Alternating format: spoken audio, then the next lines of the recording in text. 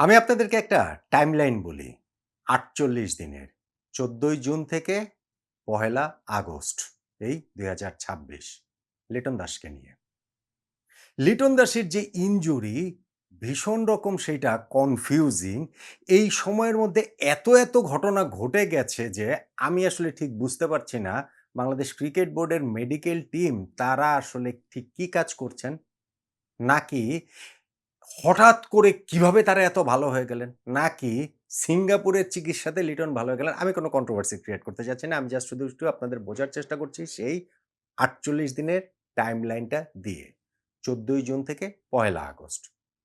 ১৪ই জুন লিটন দাস প্রথমবারের মতো মানে এই ইনজুরিটাতে তিনি পড়লেন লেফট কাফ মাসল ইনজুরি। এর ৪২ দিন পর ২৬শে জুলাই অস্ট্রেলিয়ার বিপক্ষে যে বাংলাদেশ টেস্ট সিরিজ খেলতে যাচ্ছে ২৩ বছর পর, সেইজন্য প্রথম টেস্টের স্কোয়াড ঘোষণা করা হয়েছে। সেখানে লিটন দাসের নাম নেই। ১৪ই জুন থেকে ২৬শে জুলাই এই ৪২ দিনের মধ্যে লিটন দাসের ইনজুরি সারেনি। ফলে তাকে প্রথম টেস্টের দলে রাখা হয়নি। আসার জায়গা ছিল দ্বিতীয় টেস্ট, যেহেতু প্রথম টেস্ট ১৩ই আগস্ট থেকে হবে, দ্বিতীয় টেস্ট যেহেতু ২২শে আগস্ট থেকে হবে, দ্বিতীয় টেস্টের দলে রাখা যেতে পারে কিনা। এই ৪২ এর সঙ্গে আরো ৫ যোগ করেন, ৪৭ দিনে নিয়ে যান। ৩১শে জুলাইয়ে চলে আসেন। ৩১শে জুলাই বাংলাদেশ জাতীয় ক্রিকেট দল অস্ট্রেলিয়ার উদ্দেশ্যে রওনা দিল। লিটন দাস মাঝখানের সময়টাতে একটা ঘটনা ঘটেছে। ওয়ানডে ফরম্যাটের ক্যাপ্টেন্সিটাও তার হাতে চলে এসেছে ২০২৭ বিশ্বকাপ পর্যন্ত। কিন্তু অস্ট্রেলিয়াগামী বিমানে তার চড়ে ওঠা হয়নি, কেননা তার ইনজুরি তখনও সেরে ওঠেনি। কিন্তু দল যেদিন চলে গেল অস্ট্রেলিয়ার উদ্দেশ্যে, ঠিক তার পরদিন ১লা আগস্ট, ৩১শে জুলাই দল চলে গেল। ১লা আগস্টে লিটন সুস্থ হয়ে গেলেন। মানে সুস্থতার পথে আসলেন। মানে প্রথম টেস্টে দলে থাকার মতো অবস্থায় আসলেন। ফলে এখন লিটন দাসকে ২রা আগস্ট রোববার অস্ট্রেলিয়াতে পাঠানো হচ্ছে। আমার যেটা প্রশ্নের জায়গা, এই যে দীর্ঘ একটা সময় ধরে লিটন দাসের ইনজুরি নিয়ে যে ধোঁয়াশার যে খেলাটা চলছে, এইখানে আসলে দায়টা কার? লিটন দাসের দায়? বাংলাদেশ ক্রিকেট বোর্ডের মেডিকেল টিমের দায়? বাংলাদেশের চিকিৎসা ব্যবস্থার দায়? আসলে ভবিষ্যতে এই ঘটনাটা কিভাবে এরকম ঘটনা আর এড়ানো যায়? লিটন দাসের উদাহরণ ধরে সেটা একটুখানি আমি কথা বলতে চাই এবং বাংলাদেশ ক্রিকেট বোর্ডের মেডিকেল টিম নিয়ে যে সিরিয়াস কোয়েশ্চেন মার্করা আছে, সেটাতেও একটুখানি আলোকপাত আমি করতে চাই। দেখুন, আমি আরেকটা কথা আপনাদেরকে একটু কি বলে রাখি যে অনেকেই দেখছেন যে আমি গত কয়েকদিন ধরে সপ্তাহখানেক ধরে একটা ভিন্ন সেটে আপনাদের সঙ্গে আলোচনাটা করছি এই নট আউট নোমানে। আমি আসলে একটুখানি আমার স্টুডিওর বাইরে আছি। স্টুডিওর বাইরে আছি বলতে আমি আসলে একটু দেশের বাইরেই আছি। কিন্তু যেহেতু আপনাদের সঙ্গে একটু আড্ডা দিতে, কথাবার্তা বলতে সেটা ভালোই লাগে। সেই কারণেই আসলে আমি এই আলোচনাটা চালিয়ে যাচ্ছি। আমি হয়তো আর সপ্তাহখানেক একটু দেশের বাইরে থাকবো। তারপরে আমি আসলে আবার আগের মতো আগের ফর্মেই সবকিছু আগের ফরম্যাটেই দেখা যাবে। এটা জাস্ট শুধু একটা ব্যতিক্রম হিসেবে অনেকেই বলেছেন যে, "না, এই সেটটা ভালো লাগছে।" অনেকেই বলেছেন যে, "না ভাই, পুরনো সেটটা আসলে ফিরিয়ে আনেন।" সো আমি জাস্ট তাদেরকে একটু ক্লিয়ার করার জন্য সেটা বলছি। আপনাদের সঙ্গে এই বিভিন্ন বিষয়গুলো শেয়ার করা, আড্ডা দেওয়া, এইটা আসলে দৈনন্দিন রুটিনের একটা পার্ট। সো দ্যাটস হোয়াই বলতে পারেন একটু ছুটির মেজাজেই আছি। তারপরেও আসলে আপনাদের সঙ্গে এই জিনিসটা একটু শেয়ার করার জন্য এই ডিফারেন্ট সেটে ডিফারেন্টলি আসলে আপনাদের সঙ্গে একটু মুখোমুখি হচ্ছি। আসুন এবার লিটন দাসের ঘটনা প্রবাহে। লিটন দাস ইনজুরিতে পড়েছেন ১৪ই জুন অস্ট্রেলিয়ার বিপক্ষে বাংলাদেশ ঘরের মাটিতে আমরা যে সিরিজটা খেলেছি সেটা লাস্ট ওয়ানডেতে। কিন্তু বাংলাদেশ ক্রিকেট বোর্ডের মেডিকেল টিম থেকে বলা হলো যে ইনজুরিটা সিরিয়াস কিছু না। ফলে টি-20 সিরিজের দলেও লিটন দাসকে রাখা হলো। টি-20 টিমের তো তিনি ক্যাপ্টেনই। কিন্তু টি-20 সিরিজের ৩ টা ম্যাচের মধ্যে ১ টা ম্যাচও লিটন দাস খেলতে পারলেন না। নাম্বার 1। নাম্বার 2, বাংলাদেশ দল গেল হচ্ছে গিয়ে জিম্বাবুয়েতে। সেখানে ১ম এ আমরা টেস্ট খেলেছি। সেই টেস্ট স্কোয়াডটাতে লিটন দাসকে রাখা হলো। লিটন দাসকে নাম পরে সরিয়ে নিতে হয়েছে। কেননা লিটন দাস ঐরকম খেলার মতো ফিটনেস ফিরে পাননি। নাম্বার 2। নাম্বার 3 তে আসেন। এরপরে ওয়ানডে সিরিজে বলা হলো যে না, লিটন দাস খেলবেন। খেলবেনই খেলবেন। দ্বিতীয় ওয়ানডেতে খেলবেন এরকম কথাও আমাদেরকে আসলে জানানো হলো। লিটন দাসকে জিম্বাবুয়েতে উড়িয়েও নিয়ে যাওয়া হলো। কিন্তু লিটন দাস খেলতে পারলেন না। তাকে জিম্বাবুয়ে থেকে আবার বাংলাদেশে ফেরত পাঠিয়ে দেয়া হলো। নাম্বার 4, টি-20 সিরিজ জিম্বাবুয়ের বিপক্ষে যে আমরা খেলেছি, সেইখানটাতেও লিটন দাস ছিলেন না। Number 5, in the meantime Liton Das আবার সপরিবারে বাংলাদেশ ক্রিকেট বোর্ডের অনুমতি না নিয়ে বিদেশে চলে গিয়েছিলেন ঘুরতে। যেই কারণে আবার তাকে শোকজ জরিমানাও করা হয়েছে। সেইটা হচ্ছে গিয়ে একটা আইন মানে শৃঙ্খলাজনিত কারণে। ঠিক আছে, ক্রিকেট বোর্ড সেটা অবশ্যই করতে পারে। কিন্তু ধরেন একজন ক্রিকেটার তার ইনজুরির এই অবস্থা, তার রিহ্যাবের কি অবস্থায় রয়েছে, তিনি খেলতে পারছেন না। এই সিরিজের টি-20, টেস্ট, ওয়ানডে, এই সিরিজ, পরের সিরিজ এত কিছু করছেন। ক্রিকেট বোর্ডের অনুমতি না নিয়ে তিনি বিদেশে চলে গেছেন। যেইটা সকল চুক্তিভুক্ত ক্রিকেটারের সিরিজ না থাকলেও অবশ্যই অনুমতি নিতে হয়। লিটন দাস আজকে ১১-১২ বছর ন্যাশনাল টিমে খেলছেন। তিনি এটা জানেন না। আমাদের মানে বিভিন্ন এখন তো ২ টা ফরম্যাটেরই তিনি ক্যাপ্টেন। বিষয়টা তার তা না। সো এই জায়গাটাতে অবহেলাজনিত কারণ কিনা সেটাও আপনি প্রশ্নের জায়গায় তুলতে পারেন। নাম্বার ৫ না ৬ কি জানি বললাম।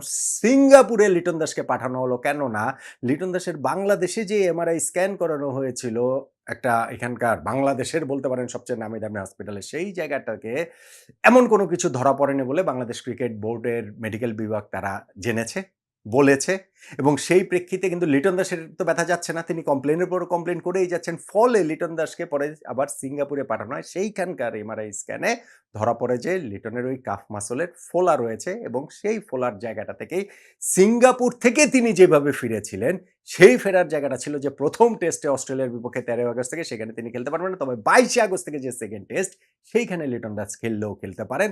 দ্যাটস ওয়াই আমরা সেই ১ম টেস্টের জন্য শুধুমাত্র স্কোয়াডটা ঘোষণা করেছি। লিটন দাসকে ছাড়াই বাংলাদেশ টিম চলে গিয়েছে। এখন আমাকে বলেন যে ১৪ই জুন যে লিটন ১ম ইনজুরিতে পড়লেন, তারপরে যে এতগুলা ১ম এ বলা হলো যে না অস্ট্রেলিয়ার বিপক্ষে টি-20 সিরিজে তিনি খেলতে পারবেন, খেলতে পারলেন না। পরে বলা হলো জিম্বাবুয়ের সঙ্গে টেস্ট স্কোয়াডে তাকে রাখা হলো, খেলতে পারবেন, খেলতে পারলেন না। পরে বলা হলো যে ওয়ানডে সিরিজে সার্টেনলি খেলবেন, জিম্বাবুয়েতে উড়িয়ে নিয়ে যাওয়া হলো কিন্তু তিনি খেলতে পারলেন না। পরে তো টি-20 সিরিজেও খেলতে পারলেন না। সো এই যে এতগুলা জায়গায় ইনজুরিজনিত যে সমস্যার জায়গাগুলো ছিল, সেই সমস্যার দায়টা আসলে কার? আমি লিটন দাস ঘুরতে গিয়েছেন সেই কথা বলছি। তিনি ঘুরে তো আর নিশ্চয়ই ইনজুরিতে হন নাই। সেই ইনজুরিটার আসলে ধরনটা কি সেইটা বাংলাদেশ ক্রিকেট বোর্ডের মেডিকেল টিম কেন বের করতে পারেনি? এবং সিঙ্গাপুর থেকে যেই চিকিৎসাপত্র নিয়ে লিটন দাস ফিরেছেন সেই অনুযায়ীও তো লিটন দাসের হচ্ছে গিয়ে ১ম টেস্টে খেলার কথা না। হিসাবটা ছিল ১২ই আগস্ট বাংলাদেশের মাটিতে তিনি ফিটনেস টেস্ট দিবেন এবং যদি সেই ফিটনেস টেস্ট সন্তোষজনক হয় সেই ক্ষেত্রে ২২শে আগস্ট যে সেকেন্ড টেস্ট শুরু হবে, ১৩ই আগস্টের টেস্ট না, ২২শে আগস্টের সেকেন্ড টেস্টের জন্য তাকে অস্ট্রেলিয়াতে পাঠানো হবে। এই হিসাবটা তো আসলে ৩১শে জুলাই পর্যন্ত ছিল। গতকালকে পর্যন্ত ছিল। যদি তা না থাকতো তাহলে তো টিমের সঙ্গেই লিটন দাসকে অস্ট্রেলিয়ায় পাঠানো হতো। এখন এই একদিনের মধ্যে আসলে চেঞ্জটা কোথায় হয়ে গেল? কিভাবে হয়ে গেল? হ্যাঁ, বাংলাদেশ ক্রিকেট বোর্ড থেকে বলা হচ্ছে যে না, লিটন দাস প্রত্যাশার চেয়ে অনেক দ্রুত গতিতে উন্নতি করেছেন। ২৪ ঘন্টার মধ্যে প্রত্যাশার চেয়ে কত দ্রুত গতিতে উন্নতি করা যায়? আমি কিন্তু ওই যে দল ঘোষণা করেছে ২৬শে আগস্ট, তারপরের হিসাবটা আমার ৩১শে আগস্ট পর্যন্ত। কারণ ৩১শে আগস্ট পুরো টিম ২৬শে জুলাই দল ঘোষণা করেছে। আমার হিসাবটা ৩১শে জুলাই পর্যন্ত। যে ৩১শে জুলাই পুরো টিম গিয়েছে অস্ট্রেলিয়ায়। ফলে লিটন যদি ৩১শে জুলাই দুপুরবেলাও ধরেন আজকে আমাদেরকে যখন প্রেস রিলিজটা ক্রিকেট বোর্ড থেকে দেওয়া হলো, এই প্রেস রিলিজটা যদি কালকে দিত তাহলেই তো লিটন দাস দলের সঙ্গে যেতে পারেন।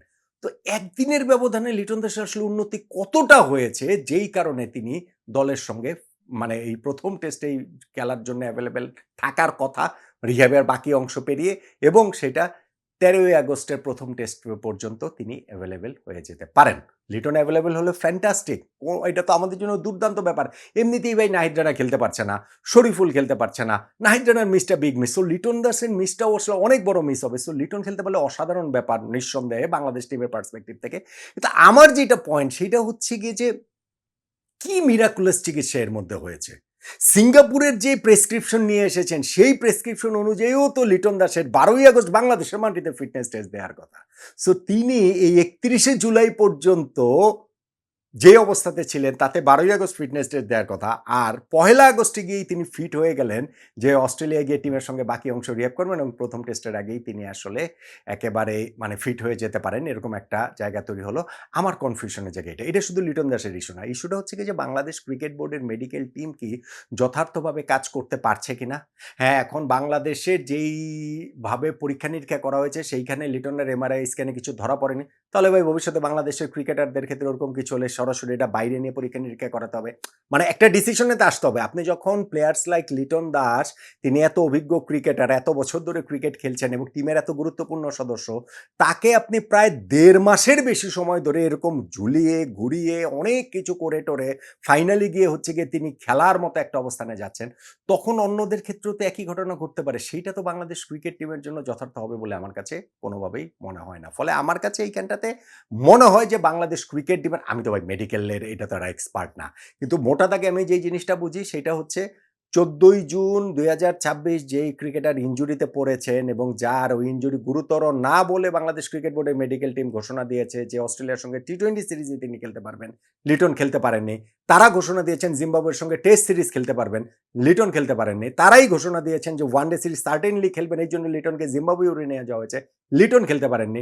টি-20 সিরিজেও তিনি খেলতে পারেননি। সিঙ্গাপুরে চিকিৎসা করিয়ে এসেও তার হচ্ছে গিয়ে যেই রিহ্যাবের প্রেসক্রিপশন ছিল সেই অনুযায়ী তার ১২ই আগস্ট ফিটনেস টেস্ট দেওয়ার কথা, যেই কারণে ৩১শে জুলাই ২৬শে জুলাইয়ের দল ঘোষণাতেও তিনি প্রথম টেস্টে ছিলেন না। ৩১শে জুলাই পুরো দল যে চলে গেল অস্ট্রেলিয়াতে সেইখানেও তিনি ছিলেন না। কিন্তু ১লা আগস্টেই তিনি সুস্থ হয়ে উঠলেন এবং ২রা আগস্ট তিনি প্লেনে চড়ে বসেন। পুরো জিনিসটাতে আমার মনে হয় যে বাংলাদেশ ক্রিকেট বোর্ডের মেডিকেল যে টিমটা রয়েছে সেই তাদের রেসপন্সিবিলিটি এবং তাদের কার্যের যে মানে কার্যপরিধি এবং তারা যেভাবে কাজ করে সেই পুরো জিনিসটা আবারও খতিয়ে দেখাটা প্রয়োজন বলে আমার মনে হয়। এবং আমাদের টিমের এত প্লেয়ার ইনজুর্ড এবং প্লেয়ারদের কাছ থেকে আপনি অফ দ্য রেকর্ড আমরা অনেক কিছু শুনি যে এই মেডিকেল টিমের কার্যকারিতা নিয়ে। তো সেই জায়গাটাতে বাংলাদেশ ক্রিকেট বোর্ড লিটন দাসের এই সূত্র ধরে অন্ততপক্ষে আমি মনে করি যে আরেকটু ভালোভাবে ইনভেস্টিগেট করে আমাদের মেডিকেল টিমের এই বিষয়টা দেখতে পারে বলে আমার কাছে মনে হয়। কিন্তু having said all the things, আমি আসলে এখানে কোনো কন্ট্রোভার্সি ক্রিয়েট করতে চাই না। কিন্তু ক্রিকেট বোর্ডের অবশ্যই এই লিটন দাসের ইনজুরি মিলিয়ে বাংলাদেশ ক্রিকেট বোর্ডের যে মেডিকেল টিম তাদের কাজের ধরন এবং তারা কতটুকু এক্সপার্টলি এই কাজটা করতে পারছে সেটা আরেকটু ভালোভাবে ইনভেস্টিগেট করা উচিত বলে আমি অন্তত মনে করছি। আপনি নিশ্চয়ই আমার সঙ্গে একমতই হবেন, নয় কি?